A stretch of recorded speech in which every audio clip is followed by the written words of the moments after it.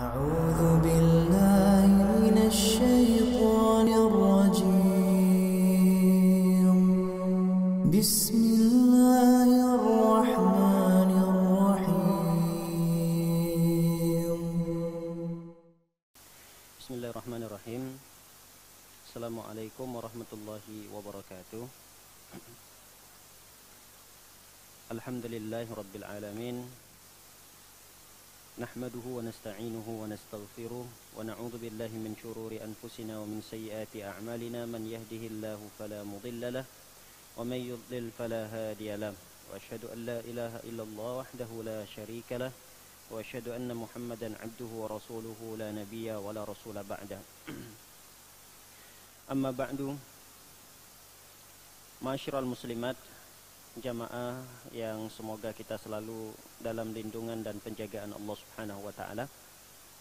Alhamdulillah, kita bersyukur kepada Allah Subhanahu wa taala atas segala karunia berupa nikmat yang Allah berikan kepada kita, yang dengannya alhamdulillah kita pergunakan untuk menunaikan kewajiban kita sebagai seorang muslim dan muslimah, yaitu menuntut ilmu syar'i. Semoga Allah Subhanahu wa taala memberikan kita kemudahan dalam memahami ilmu agama ini, dan semoga Allah Subhanahu wa taala memberikan kemudahan kita untuk mengamalkan serta mendakwakannya. Salawat dan salam tak lupa pula kita hadiahkan untuk Nabi kita tercinta, Nabi Muhammad sallallahu alaihi wasallam. Semoga kita termasuk umat beliau yang mendapatkan syafaatnya kelak pada hari kiamat. Allahumma amin. Ma'asyiral muslimat, jamaah yang semoga kita selalu dalam lindungan Allah Subhanahu wa taala. Pada pertemuan kali ini kita masih membahas kitab Tazkiyatun Nafs, di mana pada pertemuan yang lalu kita telah membahas tentang mencintai Allah Subhanahu wa taala.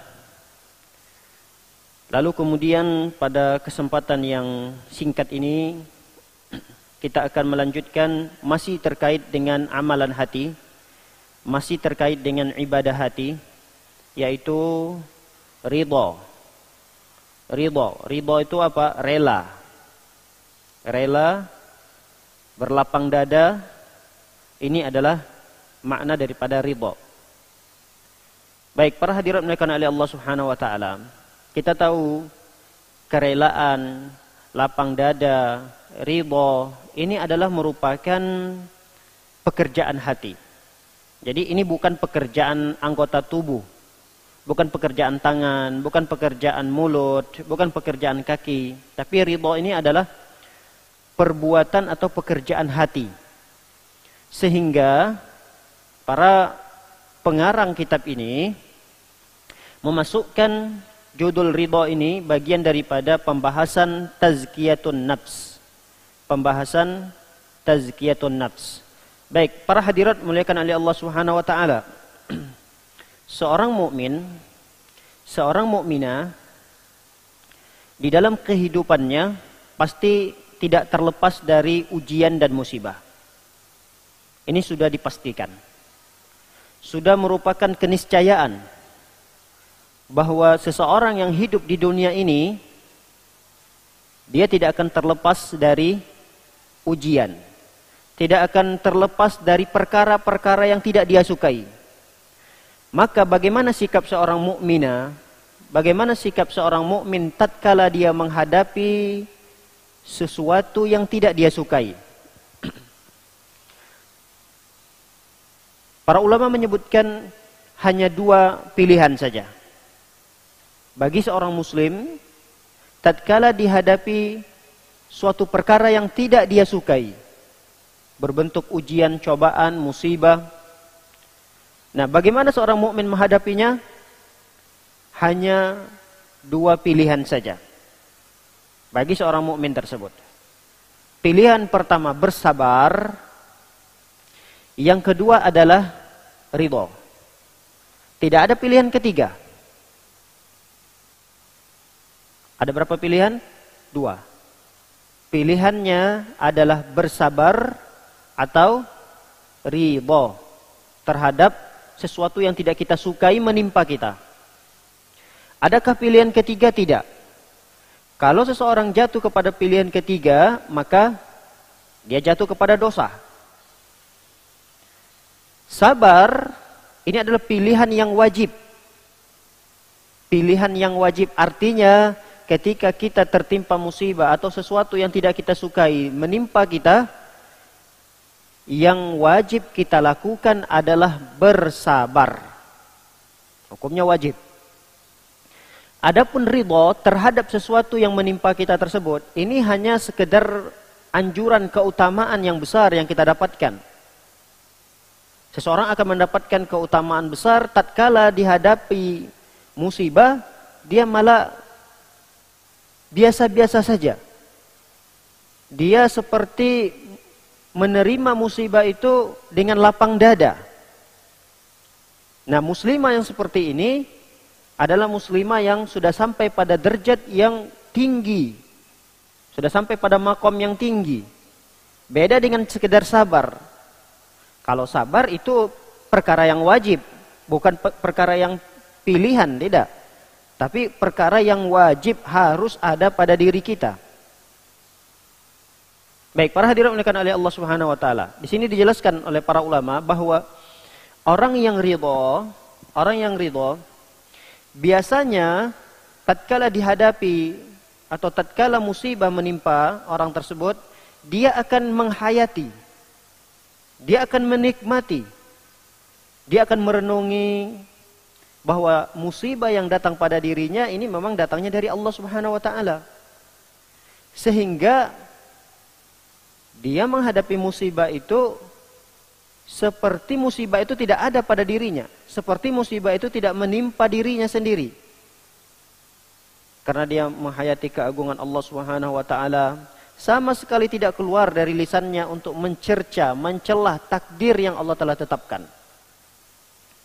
Bahkan dia tenggelam di dalam kesaksian yang sehingga dia lupa dengan musibah yang sedang menimpanya. Ini luar biasa. Derajat orang yang sudah ridho terhadap musibah yang menimpanya, ini sudah sampai pada derajat yang sulit. Tidak manusia biasa yang bisa sampai pada derajat ini. Manusia biasa saja untuk sampai pada derajat sabar tatkala ditimpa musibah itu sulit, apalagi sampai pada derajat ridho. Kita kalau timpa musibah, memaksakan diri untuk sabar saja itu sulit sekali gitu. Padahal itu perkara yang wajib. Nah, bagaimana lagi untuk sampai pada tingkat derajat ridho terhadap musibah yang menimpa kita? Ini kan luar biasa upaya yang harus kita lakukan untuk bisa sampai pada derajat tersebut. Baik, di sini disebutkan oleh para ulama, perbedaan antara sabar dengan ridho itu apa? Kalau sabar kan tentu kita tahu bahwa sabar adalah menahan diri dari amarah meski kita merasa sakit gitu. Merasa sulit, tapi mau nggak mau kita harus tahan amarah kita itu agar tidak kita luapkan. Ini namanya sabar. Sabar itu artinya menahan diri dari tidak mengucapkan sesuatu yang tidak diridhoi oleh Allah. Betapa banyak orang-orang yang ditinggal oleh orang yang dia cintai, orang tuanya, anaknya. Terkadang keluar dari mulutnya ucapan-ucapan, kata-kata yang tidak semestinya dia ucapkan. Keluar dari mulutnya kata-kata yang seakan-akan mewakili dia itu tidak ridho terhadap apa yang Allah tetapkan. Nah, yang seperti ini tidaklah dikatakan orang itu bersabar. Terkadang dari tindakannya, tangannya memukul-mukul pipinya sendiri, menjambak-jambak rambutnya, menyobek-nyobek bajunya. Nah, ini orang tidak sabar. Sabar itu adalah menahan diri atau menahan anggota tubuhnya untuk tidak melakukan perkara-perkara yang diharamkan oleh Allah Subhanahu wa taala. Ini sabar. Jadi sabar itu tidak mudah terpancing untuk melakukan atau untuk meluapkan amarahnya. Tidak mudah terpancing. Ini sabar. Sehingga dia menahan betul dirinya untuk tidak melakukan sesuatu, baik itu mengucapkan sesuatu ataupun melakukan sesuatu yang tidak diridhoi oleh Allah Subhanahu wa taala. Adapun ridho, kata para ulama, ridho itu adalah berlapang dada. Berlapang dada menghadapi segala sesuatu, terkhusus adalah sesuatu yang tidak kita sukai. Ada sesuatu yang tidak kita sukai.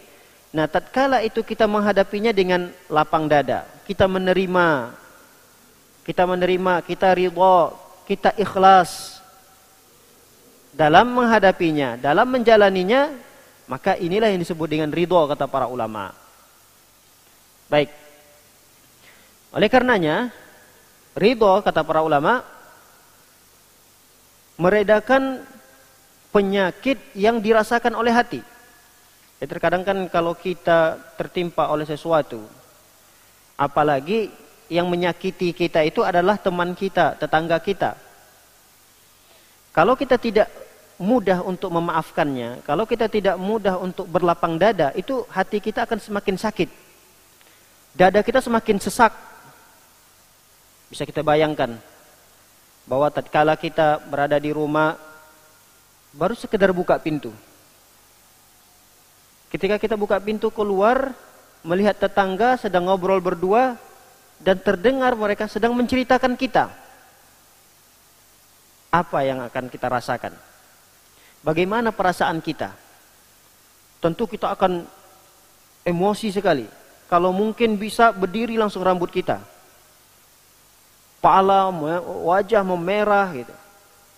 Gigi seakan-akan geram sekali gitu. Seakan-akan mau menggigit sesuatu. Nah, ini kan akan memperburuk suasana dan keadaan, dan akan menjadikan dada kita semakin sesak gitu. Nah, orang yang ridho terhadap sesuatu yang mungkin tidak dia sukai, terlihat di depan matanya langsung, namun ketika itu langsung dia melakukan sikap ridho, rela, berlapang dada dalam masalah yang seperti ini, dia akan mudah untuk menghilangkan penyakit hatinya. Oleh karenanya, tatkala ada suatu masalah yang membuat dada kita sesak, misal kita sudah pesan barang nih sama teman kita. Kita pesan barang, order lah. Misalnya kita jahit baju. Jahit baju sama teman kita ini. Kita pesannya sudah sesuai yang kita inginkan. Bahkan kita sudah DP misalnya. Sudah DP, kemudian baju yang kita pesan itu sebulan 2 bulan belum kunjung selesai. Terus kita ingatkan, bulan ke-3 belum selesai, bulan ke-4 belum selesai. Sampai bulan ke-6 barulah kemudian dia antarkan barang tersebut, kita lunaskan. Setelah kita lunasi barang itu, kita lihatlah kondisi barangnya, ternyata tidak sesuai dengan apa yang kita pesan. Bisa dibayangkan kondisinya? Sudah menunggu begitu lama, sudah bayar lunas, kemudian dilihat barangnya tidak sesuai dengan apa yang kita pesan. Bagaimana perasaan kita? Tentu kita dongkol dong, marah, sebel, menggerutu. Tapi kan yang seperti ini akan memperparah keadaan kita, akan menambah hati kita semakin sesak gitu. Kalau kita mau luapkan amarah kita mau marah kepada siapa? Terkadang ada orang yang tidak bisa marah kepada orangnya langsung. Dia malah marah kepada suaminya, marah kepada anak-anaknya. Dia meluapkan amarahnya kepada orang lain. Nah, kalau dia marah kepada orang yang bersangkutan, boleh atau tidak? Tetap tidak boleh, karena kondisi seorang mukmin terhadap sesuatu masalah yang tidak dia sukai, dia tidak boleh keluar dari dua pilihan ini. Imma dia harus sabar atau ridho. Imma dia harus sabar atau dia ridho. Pertanyaannya, apakah sabar itu harus pasrah? Tidak. Tentunya tidak. Jangan disalahartikan. Oh, sudahlah sabar. Sabar itu bukan pasrah. Kita sabar ketika dihadapi masalah seperti ini, kita tidak langsung terluapkan emosi kita. Ya mungkin kita mengatakan, Masya Allah, astagfirullah, innalillahi wa inna ilaihi raji'un. Saya sudah lama nunggu barang ini, ketika sampai kok pesanannya seperti ini gitu. Nah, kita bisa mengucapkan kata-kata seperti itu boleh. Namun kita tidak boleh meluapkan amarah kita kepada orang tersebut atau kepada siapapun, kecuali kita harus mengikuti jalan-jalan yang telah ditetapkan oleh syariat kita. Apa yang harus kita lakukan? Dalam syariat kita ada istilah fikih muamalah. Dalam fikih muamalah itu kita mendapatkan hak khiyar. Khiyar aib namanya. Pilihan. Pilihan untuk membatalkan pembelian itu atau melanjutkannya. Kita boleh membatalkan pemesanan itu dan kembalikan uang kita. Boleh, karena ada aib di sana. Atau kita minta dibetulkan kembali, diperbaiki agar sesuai dengan apa yang kita pesan. Nah, itu sabar namanya. Itu adalah sabar. Kalau kita misalnya ya udahlah, ridho ajalah. Tapi kita nggak boleh menggerutu. Nggak boleh sebel, nggak boleh dongkol hati kita. Kalau kita sudah ridho, ya sudahlah. Kalau memang sudah seperti ini yang jadinya, tapi saya nggak suka ini barangnya, ya kasih ke orang lain. Nah, ini tingkatan yang luar biasa. Tingkatan ridho ini yang tadi disebutkan oleh para ulama, tidak semua orang bisa sampai pada tingkatan itu. Ada orang yang sampai pada tingkatan itu, ketika barang yang dia pesan tidak sesuai yang diinginkan, langsung lapang dadanya gitu. Biasa-biasa saja. Kalau dia tidak suka barang tersebut, dia berikan kepada orang lain. Nah, ini tingkatan yang kami maksud pada pembahasan kita ini. Kalau orang yang dia sampai pada derajat hanya sekedar sabar saja, dia mungkin akan mengembalikan barang itu, atau dia akan minta kembali uang yang dia telah bayarkan, atau dia minta diperbaiki lagi. Ini sekedar sabar namanya. Sabar. Tapi dia tidak sampai meluapkan amarahnya. Dasar kamu bodoh, kamu tidak amanah. Gimana sih kok kamu tidak sesuai dengan apa yang saya pesan? Nah, itu tidak boleh. Kata-kata seperti itu tidak boleh keluar. Dia sekedar hanya menjelaskan, ini mohon maaf ibu, kenapa barangnya seperti ini ya? Saya kan sudah pesan, ini bukti pemesanan saya. Saya pesannya A, ini yang datang B gitu. Gimana nih solusinya? Solusinya ya mungkin dari saya dua.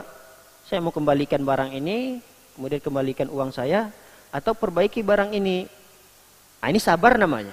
Menghadapi masalah seperti itu dengan kondisi tidak melakukan atau tidak mengucapkan kata-kata yang bertentangan dengan syariat kita, maka ini hanya disebut dengan sabar.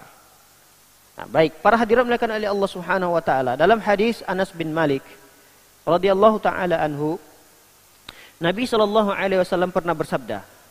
Apa kata Nabi sallallahu alaihi wasallam? Innallaha idza ahabba qauman ibtalahu, faman radiya falahu ar-ridha wa man sakhita falahu as-sukht. Rasulullah SAW pernah bersabda, sesungguhnya apabila Allah Subhanahu wa taala mencintai sekelompok kaum, maka pasti Allah akan uji kaum tersebut.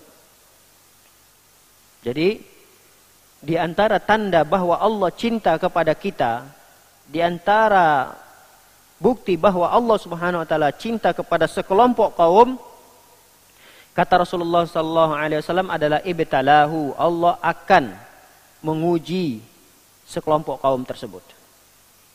Ada ujian, ada sesuatu yang tidak dia sukai akan Allah timpakan kepada mereka. Faman radiya falahur ridha, siapa yang ridha, lihat, siapa yang ridha terhadap ujian dan cobaan yang Allah timpakan tadi, maka dia akan mendapatkan keridhaan Allah. Dan barang siapa yang menggerutu, barang siapa yang dongkol, yang tidak terima dengan sesuatu yang merupakan ujian dari Allah, maka dia akan mendapatkan perkara yang dimurkai oleh Allah. Dia dimurkai oleh Allah. Karena apa? Karena dia murka terhadap ujian yang Allah timpakan. Seakan-akan dia murka kepada Allah. Lihat. Jadi seseorang yang apabila murka terhadap sesuatu yang tidak disukainya, dia langsung murka dengan sesuatu itu secara tidak langsung dia murka kepada Allah. Apa akibatnya? Allah akan murka kembali kepada orang tersebut.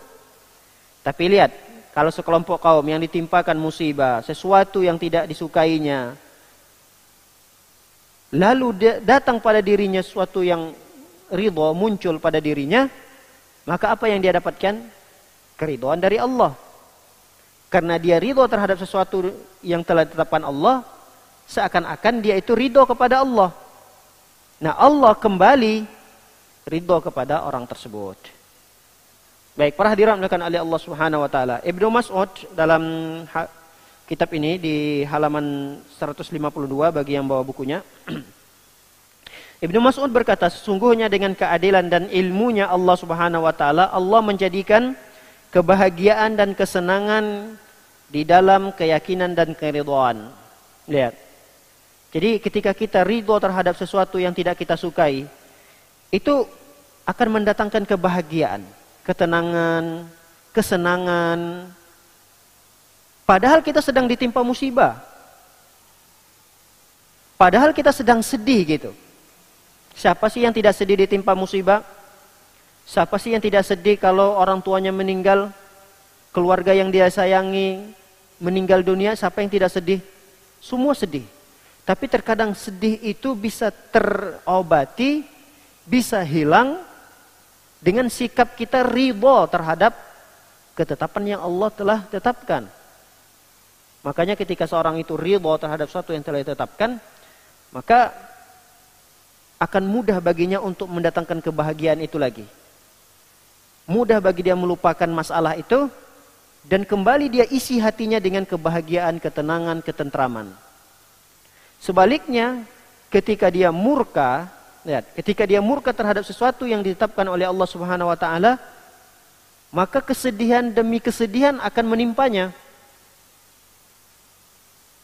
Dia tidak terima kalau orang tuanya meninggal misalnya. Dia tidak terima kalau anaknya sakit keras misalnya.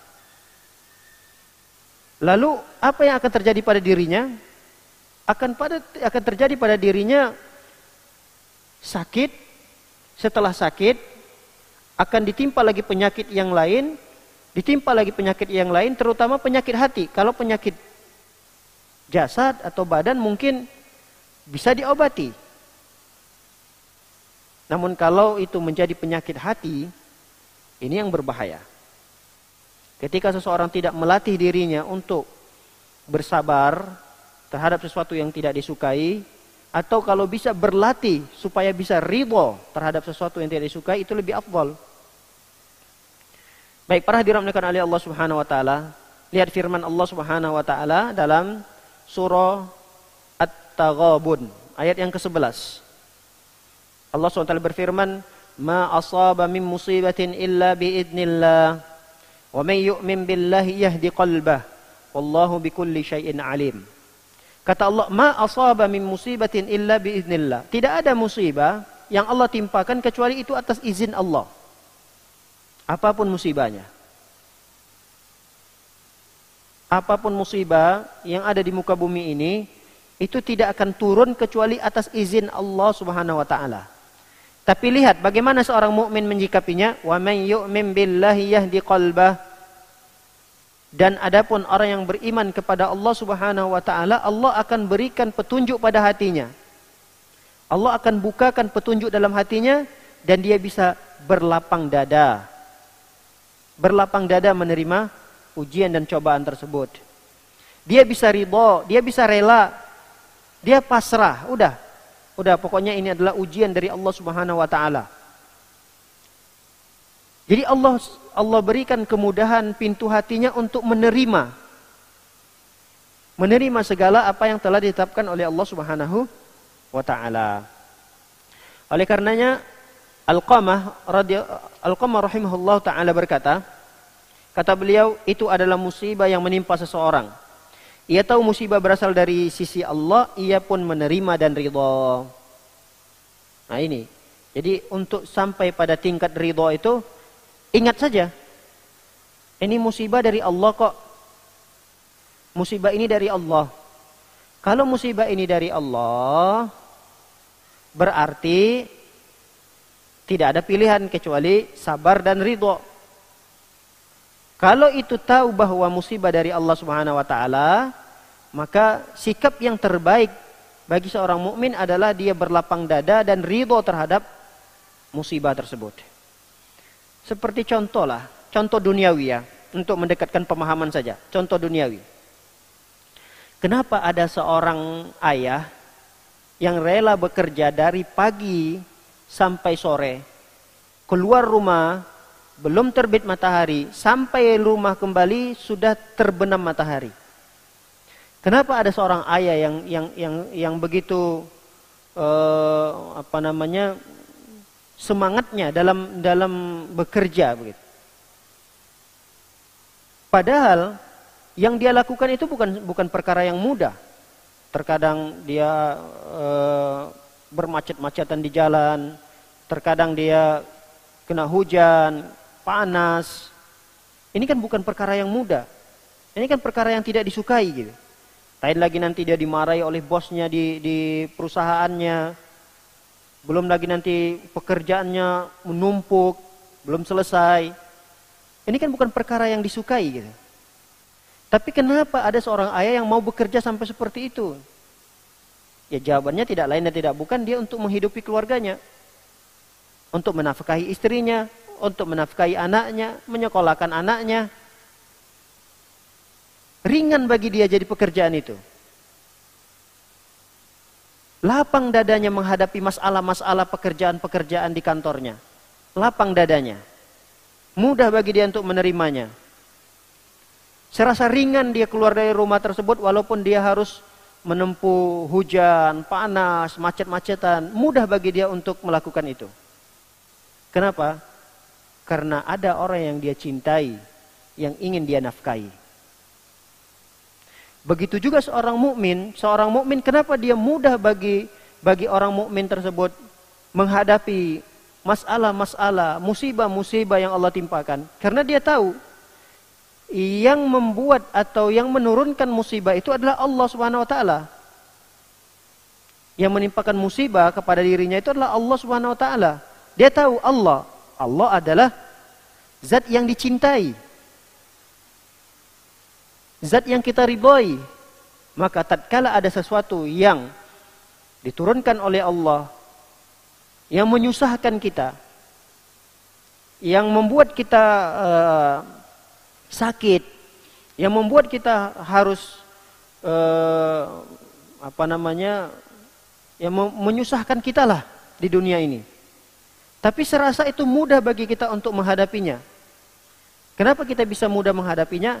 Karena kita tahu bahwa musibah itu datangnya dari Allah Subhanahu wa taala. Maka tidak ada pilihan lain kecuali saya harus bersabar atau saya harus ridha terhadap apa yang Allah Subhanahu wa taala tetapkan. Baik, para hadirat dimuliakan oleh Allah Subhanahu wa taala.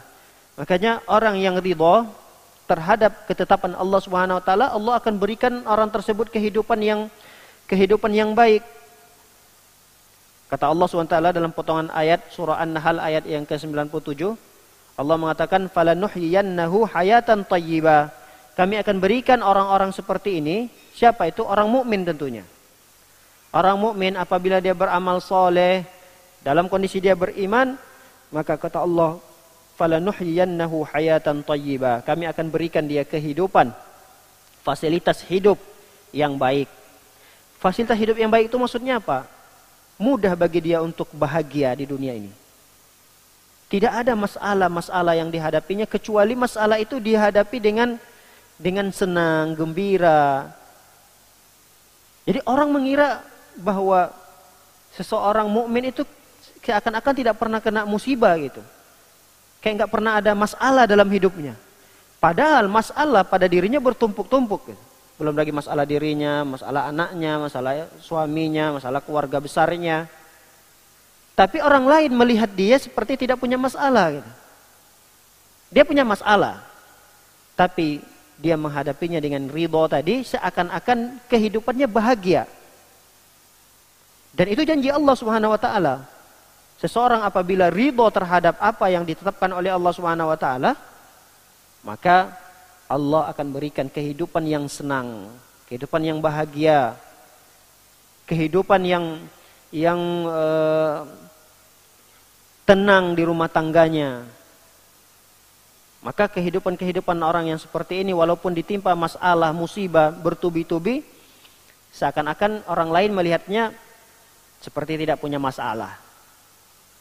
Padahal yang tahu orang tersebut punya masalah atau tidak punya masalah adalah antara dirinya dengan Allah Subhanahu wa taala. Karena dia tidak pernah cerita dia hadapi masalah itu. Kalau dia tidak mampu menghadapinya sendiri, paling dia berkonsultasi kepada teman-temannya yang bisa membantu. Artinya dia tidak pernah membuat status agar orang tahu bahwa dia punya masalah gitu. Andai kata dia tidak bisa menyelesaikannya sendiri, andai kata keluarganya pun tidak bisa menyelesaikannya sendiri, dia akan mencari bantuan kepada orang yang mungkin bisa membantu. Tapi tidak di-share kepada semua orang. Kalau di-share kepada semua orang, bisa jadi ada orang yang membenci kita, dia akan semakin merendahkan kita, akan semakin mencemoohkan dan mengejek kita. Jadi tidak ada faedahnya kita meng-share secara umum musibah yang ditimpakan Allah kepada kita. Ya harusnya kita hadapi dengan kepala dingin, kita hadapi dengan hati yang lapang, sehingga kita mudah untuk mencari solusinya. Tapi kalau kita menghadapi musibah itu dengan menggerutu, hati kita semakin keras, solusi pun sulit untuk didapatkan gitu. Seakan-akan otak kita ini tertutup gitu. Jadi otak kita ini tertutup oleh amarah kita. Coba kalau kita hadapi dengan tenang, santai, jernihkan kembali pikiran kita sehingga bagaimana cara menemukan solusinya. Ini kan orang yang ridho terhadap masalah itu sehingga dia mudah untuk menyelesaikan masalah-masalah tersebut. Baik, para hadirin oleh Allah Subhanahu wa taala. Ali bin Abi Thalib, halaman berikutnya 153. Ali bin Abi Thalib radhiyallahu taala anhu pernah melihat Adi bin Hatim. Adi bin Hatim dalam kondisi sedih. Lalu Ali bertanya kepada Adi bin Hatim ini, "Kenapa engkau bersedih?" kata Ali. Lalu Adi bin Hatim menjawab, "Bagaimana aku tidak sedih? Lihat musibah yang menimpa dia. Saya punya 2 anak. Anak saya ini terbunuh di medan perang. Bahkan saya pun ikut cedera. Mata saya yang tadinya bisa melihat, kedua mata saya sekarang buta. Bagaimana saya tidak sedih? Anak saya meninggal, 2 orang. Saya juga akhirnya buta." Lalu Ali pun menasihatinya. Apa kata Ali? "Wahai Adi, siapa menerima takdir Allah dengan rela hati, dengan hati yang terbuka, dengan hati yang lapang, Allah akan memperlakukan takdir itu padanya dan ia akan mendapatkan pahala." Artinya kalau sabar engkau wahai Adi terhadap musibah yang Allah timpakan ini, engkau dapat pahala. Pahala sabar. Apalagi kalau engkau ridho, rela, berlapang dada, bahkan rela hati, ya ridho terhadap musibah yang Allah timpakan ini, engkau akan mendapatkan pahala dan ganjaran yang sangat besar dari Allah Subhanahu wa taala. Sebaliknya, kata Ali bin Abi Thalib, dan siapa yang tidak menerima takdir Allah dengan rela hati, tidak lapang dadanya, dia menerima takdir Allah Subhanahu wa taala dengan hati yang sempit, dengan amarah yang memuncak, maka lihat, Allah Subhanahu wa taala akan memperlakukan takdir kepadanya dan amalannya gugur. Allah tetap akan memperlakukan takdirnya. Enggak mungkin kalau kita semakin sedih, semakin marah, langsung takdir Allah itu diangkat Allah, enggak mungkin. Ya kalau orang tua kita sudah meninggal dunia, nggak mungkin dengan kita bersedih, menjerit-jerit, Allah akan hidupkan lagi, nggak mungkin. Ya Allah tetap akan memperlakukan takdir itu. Yang celakanya adalah pahala kita dihapus gitu. Kita mendapatkan dosa. Lebih baik kita menghadapi musibah dan masalah itu dengan cara berlapang dada. Setelah kita mendapati musibah itu, kita hadapi, kita jalani dalam kondisi sabar, kita akan mendapatkan pahala yang besar dan ganjaran dari Allah Subhanahu wa taala. Tentu sebagai seorang mukmin yang cerdas, kita akan memilih pilihan yang pertama. Mendapatkan musibah, bersabar, kalau bisa berlapang dada, rela hati menerimanya. Itu yang disebut dengan ridho tadi. Begitu juga Abu Darda. Lihat, dalam kisah yang lain Abu Darda menjelaskan, ketika itu beliau menjenguk seorang yang tengah sekarat, sedang memuji Allah Subhanahu wa taala. Abu Darda lantas berkata, "Kau benar. Ketika Allah mentakdirkan sesuatu, Dia suka untuk diridhoi." Lihat, Abu Darda pernah datang kepada orang yang sedang sekarat, namun dia mendapati orang tersebut sedang berzikir, menyebut nama Allah, memuji Allah. Langsung Abu Darda berkomentar, "Sungguh apa yang engkau lakukan ini benar. Karena takdir Allah Subhanahu wa taala itu akan terus berjalan pada dirimu, dan Allah Subhanahu wa taala ridho kepada orang yang ridho terhadap musibah yang ditimpakan." Nah, Allah ridho kepada orang tersebut. Catatannya adalah kita ridho dan rela dalam menghadapi musibah yang Allah timpakan kepada kita. Umar bin Abdul Aziz pernah bertutur. Apa kata Umar bin Abdul Aziz? Rahimahullah ta'ala. "Tidak lagi tersisa kebahagiaan bagiku selain apa saja yang ditakdirkan." Ia ditanya, "Apa yang engkau inginkan?" "Apa yang Allah takdirkan." Kata beliau, ketika ditanya apa yang engkau inginkan, yang saya inginkan apa yang ditakdirkan oleh Allah Subhanahu wa taala. Lihat. Pokoknya apa yang ditakdirkan oleh Allah itulah yang saya inginkan. Takdir Allah buruk, takdir Allah tidak baik, takdir Allah musibah menimpa saya, itulah yang saya inginkan. Artinya apa? Ridho terhadap semua ketetapan yang Allah Subhanahu wa taala tetapkan. Baik, para hadirin dimuliakan oleh Allah Subhanahu wa taala, ini adalah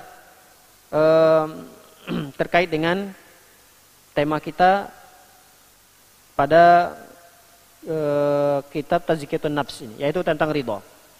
Karena pembahasan ini tidak banyak, hanya sekedar 2 lembar saja, kita masuk kepada pembahasan yang berikutnya. Ini juga masih terkait dengan ibadah hati, yaitu roja. Pernah mendengar kalimat roja ini, Ibu?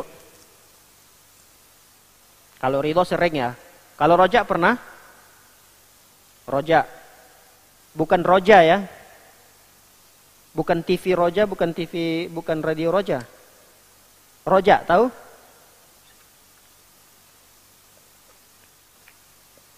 Apa itu roja? Ya. Angan-angan. Berharap. Masya Allah. Iya, berharap. Baik, itu roja. Roja berharap beda dengan angan-angan. Beda angan-angan. Kalau angan-angan itu biasanya apa nih angan-angan ya? Angan-angan itu menanti sesuatu yang bersamaan dengan itu dia malas dan tidak melakukan apapun. Itu biasanya angan-angan, sambil melamun dia pengen ini, tapi dia enggak, bersamaan dengan angan-angannya itu dia tidak melakukan sesuatu. Duduk saja berharap begini, berharap, berangan-angan, menanti sesuatu datang, tapi tidak melakukan apa-apa. Ini namanya angan-angan kosong. Angan-angan kosong, tertipu. Kalau roja itu ya agak mirip dengan angan-angan gitu, agak mirip. menanti sesuatu, tapi bersamaan dengan itu dia melakukan pekerjaannya. Apa sih yang dia inginkan gitu? Apa yang diinginkan? Apa yang diharapkan? Apa yang ibu harapkan? Ibu-ibu sekalian, apa yang ibu harapkan nanti di akhirat? Hah? Balik lagi ke dunia. Apa yang kita harapkan pada Allah SWT nanti di akhirat? Apa? Apa cita-cita ibu-ibu sekalian? Masuk surga. Masya Allah, cita-cita yang sangat agung. Masuk surga. Ini kan angan-angan, harapan kita. Tapi roja itu, angan-angan atau harapan, diiringi dengan perbuatan. Kita berusaha untuk mendapatkannya dengan berusaha beramal. Jadi tidak hanya sekedar berpangku tangan, menghayal, mengatakan kepada Allah Subhanahu wa taala, "Ya Allah, nanti saya di akhirat pengennya masuk surga ya Allah. Masukkanlah saya dan keluarga saya ke surga ya Allah." Tapi enggak sholat, enggak beramal, tapi tidak berpuasa, tapi malas menuntut ilmu. Bagaimana cita-cita itu mungkin terrealisasikan, terlaksanakan kalau hanya sekedar angan-angan tanpa diiringi dengan usaha? Sama perkara duniawi juga begitu. Berangan-angan untuk dapat beli rumah, berangan-angan bisa nyengolahkan anak sampai kuliah, berangan-angan, banyak angan-angannya. Tapi angan-angan itu tidak pernah dibuktikan gitu. Apa buktinya? Buktinya harus kita berusaha gitu. Untuk mencerdaskan anak kita misalnya, ada usaha yang harus kita lakukan. Kita ajak anak kita untuk les, kita ajak anak kita untuk menuntut ilmu, kita ajarkan dia menghafal. Nah, ini kan usaha yang dibarengi dengan cita-cita dan angan-angan kita tadi gitu. Nah, ini yang disebut dengan roja. Tapi roja ini bukan masalah-masalah duniawi. Roja ini khusus pada masalah-masalah akhirat. Berangan-angan untuk selamat dari api neraka, berharap pada Allah agar dimasukkan surga, berharap amal soleh kita selama ini diterima oleh Allah Subhanahu wa taala. Nah, ini namanya roja. Dan itu adalah pekerjaan hati. Dan itu adalah perbuatan hati. Baik, para hadirin dimuliakan oleh Allah Subhanahu wa taala. Roja ini juga bisa dikatakan husnuzon, berbaik sangka kepada Allah Subhanahu wa taala. Jadi kita berbaik sangka, berharap sesuatu yang akan datang terjadi pada diri kita hal-hal yang baik. Kita berharap kepada Allah Subhanahu wa taala sesuatu yang baik terjadi pada diri kita pada masa-masa yang akan datang. Khususnya pada hari kiamat. Masa-masa di mana orang-orang dalam kondisi panik, orang-orang dalam kondisi lari dari keluarganya. Nah, dalam kondisi seperti itu harapan kita kepada Allah Subhanahu wa taala, kita berhusnudzon dengan amal usaha yang kita lakukan, kita bisa diselamatkan oleh Allah Subhanahu wa taala. Baik, bisa dipahami roja ini, Bu? Bisa ya? Kami ulangi, roja ini adalah berharap sesuatu yang kita inginkan. Apa sih sesuatu yang kita inginkan?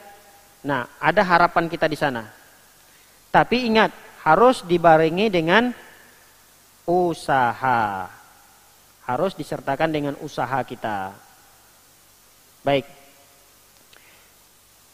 Para ulama menyebutkan di sini bahwa harapan tanpa usaha itu orang disebut dengan tertipu. Orang itu sedang ditipu. Atau ulama mengatakan ini sebuah kedunguan. Berharap, menanti sesuatu tapi tidak ada upaya, usaha yang dilakukan. Ini orang disebut dungu. Ya, kalau bahasa kasarnya bodoh gitu. Jahil.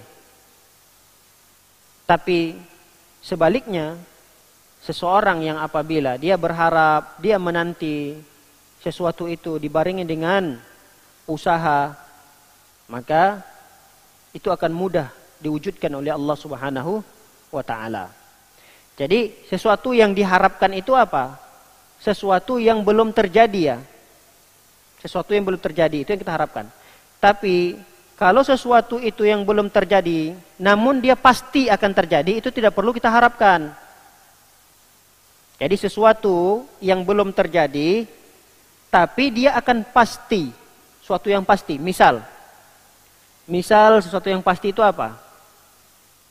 Terbit matahari misalnya. Siang, malam, itu kan sesuatu yang sudah bergulir pasti terjadi gitu. Itu tidak perlu kita harapkan. Misalnya, andai saja siang itu ada. Enggak perlu. Andai saja siang itu ada. Nanti dia pasti akan ada gitu. Itu tidak perlu kita harapkan. Jadi yang kita harapkan kepada Allah Subhanahu wa ta'ala adalah sesuatu yang betul belum terjadi, tapi kita tidak tahu secara ilmu pasti itu akan terjadi atau tidak pada diri kita. Tidak ada ilmu pastinya. Kita ini masuk surga atau enggak ya? Kan belum ada ilmu pasti. Nah, inilah yang kita harapkan kepada Allah SWT agar masuk surga. Amalan kita sekarang ini duduk di majelis ilmu sejam lebih, kita keluar dari rumah, sudah pasti diterima atau belum? Ada yang tahu bahwa amalannya duduk di majelis ilmu ini pasti diterima oleh Allah? Ada yang tahu? Enggak ada. Kita enggak tahu. Secara ilmu pasti kita tidak tahu bahwa amalan saat ini yang kita lakukan, ibadah yang saat ini kita lakukan diterima oleh Allah, tidak tahu kita. Tapi harapan kita berharap kepada Allah Subhanahu wa ta'ala agar ibadah kita duduk di majelis ilmu seperti ini diterima oleh Allah Subhanahu wa ta'ala. Ini namanya roja. Ini adalah disebut dengan roja. Baik, para hadirin dimuliakan oleh Allah Subhanahu wa ta'ala. Makanya roja itu tidak terhindar dari permisalan yang disebutkan oleh para ulama. Jadi kalau dimisalkan, diberikan perumpamaan, hati kita ini, kita punya hati kita ini ibarat ladang sawah yang subur. Baik, kita punya hati ini diberikan oleh para ulama perumpamaan seperti ladang atau sawah. Nah, sawah itu tergantung benih yang akan ditanam apa di sana. Kalau yang ditanam adalah benih keimanan, maka benih itu bagus. Ketika sawah itu kita tahu bahwa belum ditanam sesuatu apapun, masuklah ditanamlah di sawah tersebut tanaman. Di dalam hati kita ini, kita masukkan di dalam hati kita ini adalah berupa keimanan kita kepada Allah, kepada Rasul, kepada kitab-kitabnya, pada malaikat, pada hari kiamat, keimanan kita kepada takdir yang baik dan takdir yang buruk, maka ini sudah mulai bagus nih. Namun benih itu yang sudah ditabur, ditanam di sawah yang subur, belum tentu dia berkembang baik. Belum tentu dia akan tumbuh dengan bagus. Kecuali harus dirawat. Kalau butuh disiram, dia disiram. Kalau perlu dipupuk, dia harus dipupuk. Dia disemprot agar hamanya tidak mudah datang. Nah, itulah perawatan daripada iman itu adalah amal tadi. Amal soleh yang kita lakukan itu adalah merupakan perawatan dari benih yang sudah kita tanam. Sama seperti petani tadi. Petani ketika dia sudah buka lahan, dia akan tanami benih di sana. Misal jagung lah misalnya, dia tanam jagung di sana. Mungkinkah jagung itu akan tumbuh? Mungkin. Tapi baik atau tidak baiknya pertumbuhan jagung tersebut itu akan bergantung sekali dengan perawatan si petani ini. Kalau petani ini merawatnya, kalau ada rumput-rumputan yang tumbuh, dia bersihkan, dia pupuk, dia siram, dia semprot misalnya hama-hama yang mungkin mengganggu pertumbuhan jagungnya tersebut, maka hasilnya akan bagus. Panennya akan memuaskan. Begitu juga seorang mukmin. Dia sudah punya lahan. Pada dirinya ini, lahannya adalah hatinya. Dia tanamkan keimanan di dalam hatinya. Keimanan itu akan berkembang, akan memberikan hasil yang baik, hasil yang memuaskan, tatkala orang yang beriman itu beramal. Beramal.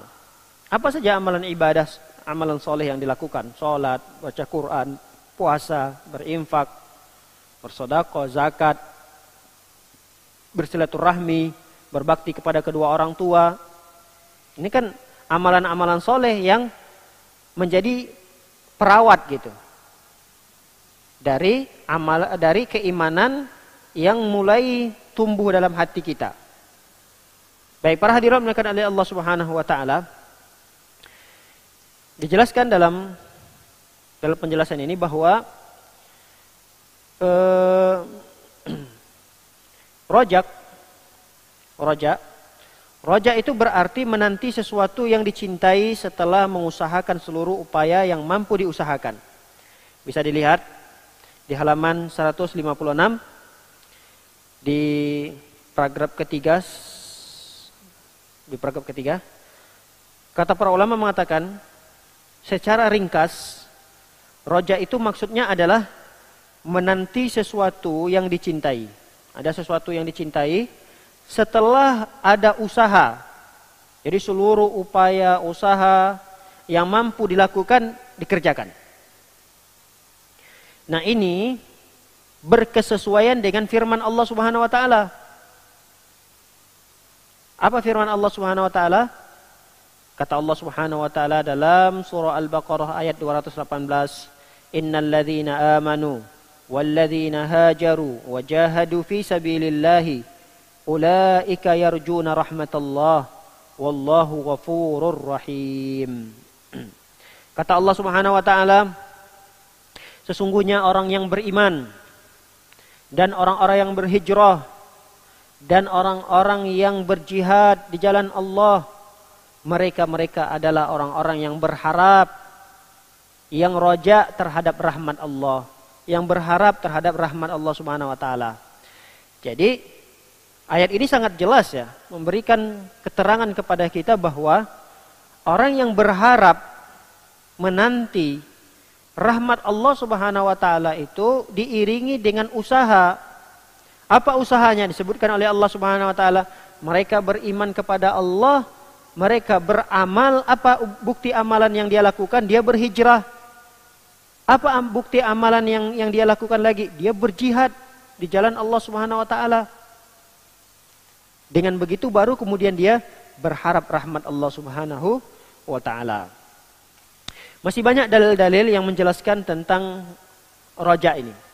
Kita lihat dalam surah Al-Kahfi ayat yang terakhir dari surah Al-Kahfi. Kata Allah Subhanahu wa taala berfirman, "Faman kana yarju liqa'a rabbi falya'mal 'amalan shalihan wa la yusyrik bi'ibadati rabbih ahada." Barang siapa yang berharap, barang siapa yang roja untuk bisa bertemu dengan Allah Subhanahu wa taala pada hari kiamat, maka hendaklah dia beramal soleh. Lihat. Berharap, menantikan sesuatu yang belum pasti, itu tidak cukup kecuali diiringi dengan amal soleh. Lihat, kami ulang lagi. Faman kana yarju liqa'a rabbih falyamal amalan soleh, amalan solehah. Barang siapa yang berharap untuk bertemu dengan Allah pada hari kiamat, maka hendaklah orang tersebut beramal soleh. Baik, dalil yang lain Yang kita dianjurkan untuk selalu berharap kepada Allah Subhanahu wa taala. Kata Allah Subhanahu wa taala, "Qul ya ibadiyalladzina asrafu ala anfusihim la taqnatu min rahmatillah. Innallaha yaghfirudz dzunuba jami'a. Innahu huwal ghafurur rahim." Kata Allah Subhanahu wa taala, "Qul ya ibadiyalladzina asrafu." Wahai hamba-hambaku yang sudah melampaui batas. Kita ini termasuk hamba-hamba Allah yang dipanggil, yang sudah melakukan perbuatan melampaui batas. Dosa-dosa yang banyak kita lakukan. Saking banyaknya sudah terlampaui batasnya. Enggak tahu lagi berapa dosa yang sudah kita lakukan. Hari ini dosa apa yang telah kita lakukan, kemarin, minggu yang lalu, sebulan yang lalu, tahun lalu, 2 tahun yang lalu, enggak terhitung udah dosa-dosanya. Kita ini hamba Allah yang sudah melampaui batas, tapi tetap masih dipanggil oleh Allah. Ya ibadi, wahai hamba-hambaku, kata Allah Subhanahu wa taala. Wahai hamba-hambaku yang telah melampaui batas, la taqnatu mir rahmatillah. Jangan kalian putus asa dari berharap rahmat Allah. Jangan putus asa dari berharap rahmat Allah Subhanahu wa taala. Innallaha yaghfirudz dzunuba jami'a. Karena sesungguhnya Allah itu mengampuni dosa-dosa keseluruhannya. Seluruh dosa-dosa diampuni oleh Allah. Dosa zina, iya, diampuni. Mencuri, diampuni. Membunuh, diampuni. Tapi segera bertaubat. Jangan putus asa. Terus berharap rahmat Allah Subhanahu wa taala dengan bertaubat. Bahkan dosa syirik sekalipun Allah akan ampuni selama kita bertaubat kepada Allah Subhanahu wa taala. Intinya jangan sekali-kali putus asa dengan dosa yang begitu banyak. Ya sudahlah, saya tidak layak lagi mendapatkan surga Allah. Sudah terlalu banyak. Saya ini bukan orang yang suci lagi. Saya ini tidak layak untuk mendapatkan surga Allah. Nah, ini tidak boleh. Ini orang yang sudah putus harapannya. Padahal kata Allah SWT, la taqnatu mir rahmatillah. Jangan putus harapan. Jangan putus asa dari berharap rahmat Allah Subhanahu wa taala, karena Allah mengampuni seluruh dosa-dosa. Dalam ayat yang lain, inna rabbaka ladzu maghfiratin linnas ala zulmihim. Sesungguhnya Tuhan kalian memiliki keampunan bagi manusia yang telah berbuat zalim. Wa inna rabbaka lasyadidul iqab. Dan ketahuilah sesungguhnya Allah Subhanahu wa taala, Rabb kalian itu memiliki azab yang sangat pedih. Dalam hadis yang lain, Rasulullah sallallahu alaihi wasallam dalam riwayat Umar bin Khattab pulang dari peperangan. Rasul dengan para sahabat pulang dari peperangan, lalu kemudian ada salah seorang tawanan perang Rasul sallallahu alaihi wasallam ketika itu, seorang ibu-ibu. Seorang ibu-ibu menjadi tawanan perang yang dia sedang kehilangan anaknya. Dia mencari anaknya, lari ke sana, lari ke sini, lari ke sana, ke depan, ke belakang. Paniklah pokoknya mencari anaknya masih kecil. Ketika dia mendapati anaknya tersebut, dia saking senang, gembira, sambil meneteskan air matanya, menangis karena terharu bertemu kembali dengan anaknya. Lalu kemudian dia susui anaknya. Dia susui anaknya, dia berikan ASI kepada anaknya. Lalu melihat fenomena itu, melihat kejadian itu di depan Rasulullah dan para sahabat, Rasulullah pun seraya bertanya kepada para sahabat yang lainnya. Wahai para sahabatku, apakah sang ibu itu tega akan melemparkan anaknya ke dalam api, dalam kobaran api, lalu kemudian kobaran api itu dilemparkan anaknya untuk dibakar di api tersebut? Apakah tega seorang ibu itu melakukannya? Para sahabat menjawab, tidak mungkin ya Rasulullah. Gak mungkin seorang ibu yang begitu panik mencari anaknya. Ini kan menunjukkan seorang ibu sayang sekali kepada anaknya gitu. Kalau dia tidak sayang sama anaknya, gak mungkin dia cari lagi anaknya. Gak mungkin kalau dia sudah menemui dan mendapati anaknya, dia akan lemparkan anaknya ke dalam api. Gak mungkin ya Rasulullah. Kata para sahabat menjawab. Lihat kata Rasulullah sallallahu alaihi wasallam. lillahi, dan Allah subhanahu wa ta'ala lebih sayang, arhamu bi'ibadihi, lebih sayang kepada hamba-hambanya dibandingkan ibu ini lebih sayang kepada anaknya. Artinya Allah ini lebih sayang kepada kita, hamba-hambanya, dibandingkan kesayangan seorang ibu tadi kepada anaknya. Siapa yang tidak besar? Orang tua mana yang tidak besar kecintaannya kepada anaknya? Tapi ingat, kecintaan Allah kepada hambanya lebih besar.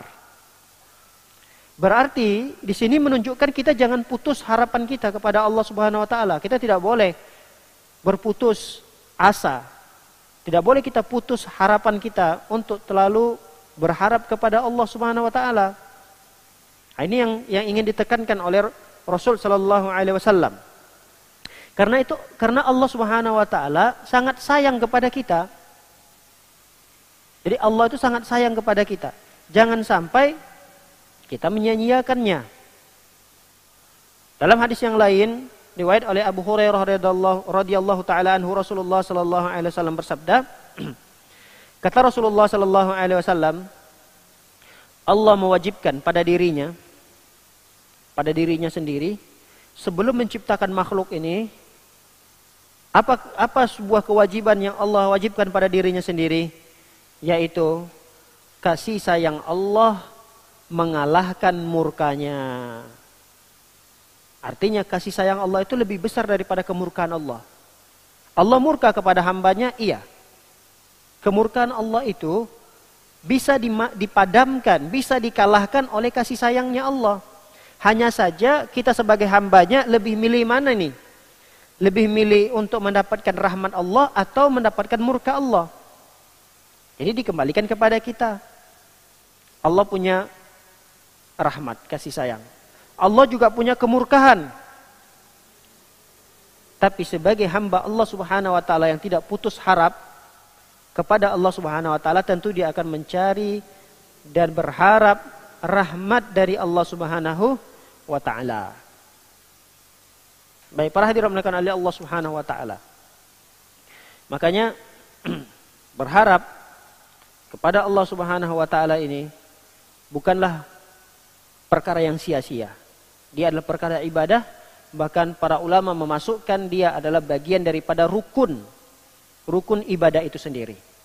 Kalau kita melakukan sebuah ibadah, apapun ibadah yang kita lakukan, sholat, baca Quran, duduk di majelis ilmu, semua ibadah yang kita lakukan, tanpa ada rasa harap kita terhadap ibadah yang kita lakukan itu agar diterima oleh Allah Subhanahu wa taala, berharap agar ibadah yang kita lakukan itu menyelamatkan kita dari api neraka, berharap ibadah yang kita lakukan itu dapat memasukkan kita dalam surga. Tanpa harapan itu tatkala kita beribadah, terancam ibadah kita tidak diterima. Makanya orang yang beribadah, dia harus memenuhi 3 rukun ibadah ini. Pertama, cinta kepada Allah, mahabbah. Yang kedua adalah khauf, takut kepada Allah. Yang ketiga adalah roja, berharap kepada Allah Subhanahu wa taala. Ini 3 perkara ini jangan sampai terluputkan tatkala kita beribadah. Kita ibadah salat, Allahu Akbar. Nah, kita ibadah salat ini lihat dulu pada diri kita ada 3 rukun ini atau tidak? Yang pertama, cinta kepada Allah. Kalau dia beribadah kepada Allah bukan karena cinta, ya seperti dilakukan oleh orang-orang munafik. Orang-orang munafik di zaman Rasulullah, mereka datang sholat, mereka berjamaah, mereka mengeluarkan sebagian harta mereka, tapi itu bukan atas dasar cinta kepada Allah, karena ingin menyelamatkan diri mereka saja. Nah, itu berarti ibadah bukan atas dasar cinta kepada Allah. Nah, cek dulu pada diri kita tatkala kita beribadah, ada enggak perasaan di dalam hati kita betul-betul karena mencintai Allah? Setelah itu kita cek lagi, ada rasa khauf atau tidak? ada khauf, rasa takut kita kepada Allah Subhanahu wa taala. Takut kepada Allah Subhanahu wa taala di sini maksudnya adalah takut yang menyebabkan kita semakin dekat dengan Allah. Takut kepada Allah maksudnya adalah takut, ada rasa khawatir jangan-jangan amalan yang kita lakukan ini tidak diterima oleh Allah nih. Sehingga kita lebih serius beribadahnya. Takut, khawatir, jangan-jangan ibadah yang kita lakukan ini malah tidak menyelamatkan kita dari api neraka. Cek kembali tatkala beribadah. Oh, ada rasa khaufnya. Kemudian yang ketiga, lihat rukun yang ketiga, yaitu roja ini yang kita sebutkan tadi. Roja. Tatkala kita beribadah, ada harapan kita enggak kepada Allah? Apa harapan kita kepada Allah? Nah, ketika di dalam beribadah ada 3 rukun ini, mahabbah, khauf, roja, maka insya Allah mudah-mudahan ibadah kita itu terhitung sempurna di sisi Allah Subhanahu wa taala. Baik, para hadirin dimulakan oleh Allah Subhanahu wa taala, kita tutup kajian kita ini dengan membaca sebuah pepatah dari orang Arab. Orang Arab mengatakan, tarjun naja walam tasluk masalikaha, inna safinata la tajri 'alal yabas. Kata pepatah Arab mengatakan, berharap kita bisa sukses, berharap kita bisa selamat di akhirat, tapi kita tidak menempuh jalannya. Bisa dipahami? Kita bercita-cita nih, bercita-cita berharap agar bisa selamat, agar bisa sukses di akhirat. Tapi jalan menuju kesuksesan itu tidak kita tempuh. Usahanya tidak kita lakukan. Sama saja seperti safinah tajri 'alal yabas. Sama seperti kapal yang dia diharapkan bisa berlayar di darat. Mungkin atau tidak? Kapal berlayar di darat bisa atau tidak? Tidak mungkin. Kapal itu ya berlayarnya di air. Sama, mungkin nggak kita bisa selamat di akhirat kalau kita tidak menempuh jalannya? Nggak mungkin. Mungkin nggak kita bisa sukses di akhirat, tapi kita tidak menempuh jalan-jalan agar kita bisa sukses itu. Kita tidak melakukan upaya dan amal agar bisa menempuh jalan itu. Mungkin nggak sukses? Nggak mungkin. Maka kalau ingin mendapatkan kesuksesan, berharap sukses, berharap selamat di akhirat, maka tempuhlah jalannya. Apa jalannya? Beramal soleh. Beramal soleh. Dan amal soleh tadi, ingat, jangan sampai kita terkurangi dari rukun-rukun amal soleh yang kita lakukan itu, yaitu mahabbah, roja, dan khauf ini. Ini adalah perkara yang sangat penting. Selain 2 syarat diterimanya amal, kita sudah sering mengulang-ulangnya. 2 syarat diterimanya amal, yaitu ikhlas. Ini sekedar syarat, dan mengikuti tata cara yang dicontohkan oleh Rasulullah. Tapi jangan lupa yang ketiga ini, yang ketiga hal ini, mahabbah, roja, dan khaufnya. Karena ini 5 perkara yang menjadi satu kesatuan yang tidak bisa dipisahkan bagi orang yang ingin beramal soleh. Wallahu a'lam bissawab. Barakallahu fikunna. Semoga Allah Subhanahu wa taala memberkahi umur kita, memberkahi kehidupan kita, memberkahi usaha yang kita lakukan. Semoga dengan itu Allah Subhanahu wa taala memberikan kemudahan bagi kita untuk menempuh setiap jalan-jalan yang bisa menjadikan kita sukses di dunia ini dan terutama sukses di akhirat. Semoga Allah Subhanahu wa taala menghindari kita, keluarga kita, serta seluruh kaum muslimin dari segala mara bahaya. Dan bagi saudara-saudara kita yang saat ini sedang sakit, kita berharap dan berdoa kepada Allah Subhanahu wa taala agar saudara-saudara kita disembuhkan oleh Allah Subhanahu wa taala. Allahumma amin. Wa sallallahu ala nabiyyina Muhammadin wa ala alihi wa sahbihi wasallam ajma'in. Akhiru da'wana subhanakallahumma bihamdika asyhadu an la ilaha illa anta astaghfiruka wa atubu ilaik. Assalamualaikum warahmatullahi wabarakatuh.